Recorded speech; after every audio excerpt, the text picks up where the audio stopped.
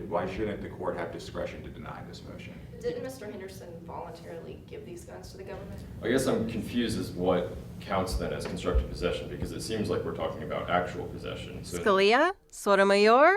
They're not. But earlier this month, these third-year law students helped their professor, Dan Ortiz, prepare for the case he's arguing Tuesday before the Supreme Court. Now the good part is you get to see how much I improved between now and the actual argument.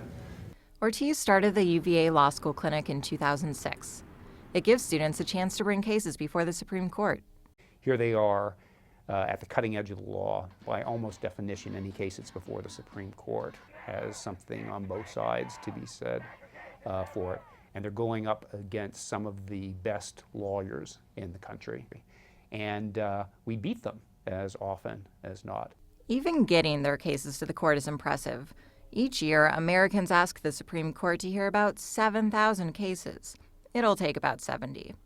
Since 2006, the UVA clinic has taken 12 cases to the court and won most of them. It's very hard, at least initially, to determine what is something the Supreme Court could take and what isn't. So I think that says a lot of our students and our professors. On Tuesday, Ortiz is representing Tony Henderson.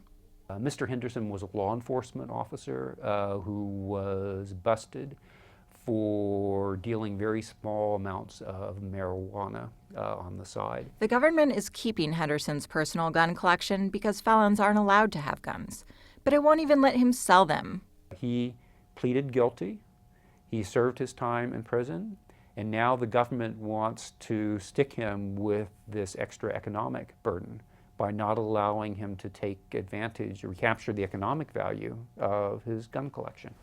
We're actually really getting to make a difference and actually substantively contribute to the arguments and to the drafts of all the pieces that we're writing, which is really nice. I think it's going to look really good for employers coming out to say, like, you've actually written a brief. Also great for a 25-year-old's resume, influencing the Supreme Court's docket. The presence of clinics broadens the Supreme Court docket, if only a little.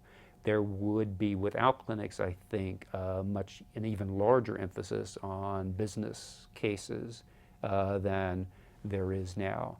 Stephanie Condon, CBS News.